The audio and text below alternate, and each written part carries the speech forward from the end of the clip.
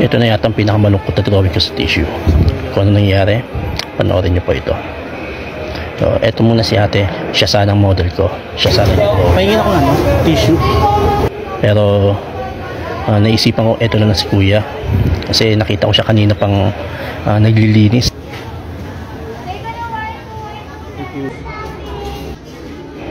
And simulan ko na mag-drawing.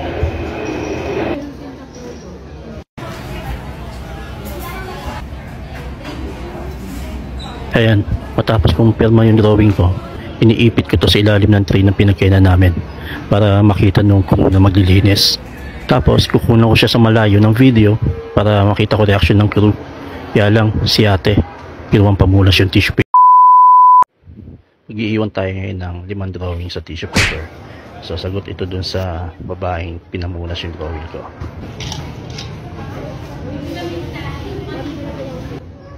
So ito yung drawing ko, 5 Dragon Ball Z.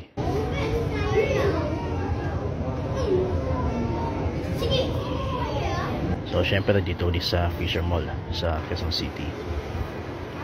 Ayan, may unang umupo. Akala ko kukunin niya na, pero nahiya yata. Tapos may mga batang lumapit. Sila yung mga bata na sa kabilang mesa lang namin. Ayan, silip-silip si kuya, si ate.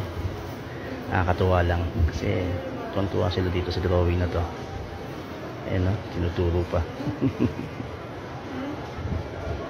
Ayan, binabalik-balik ang pangalan eh. Grabe, tutuwa yung mga bata. Nakatutuwa rin ako. Tsaka lumapit na rin yung tatay nila. Tapos ayan, pauwi na sila. Inuha na nila. Nice, success. So hindi nila tinapon, pinamunas. Nakakatuwa yung mga bata. Ayan, habulin ko lang. Gusto ko lang magpasalamat sa mga bata to. Kasi sobrang saya.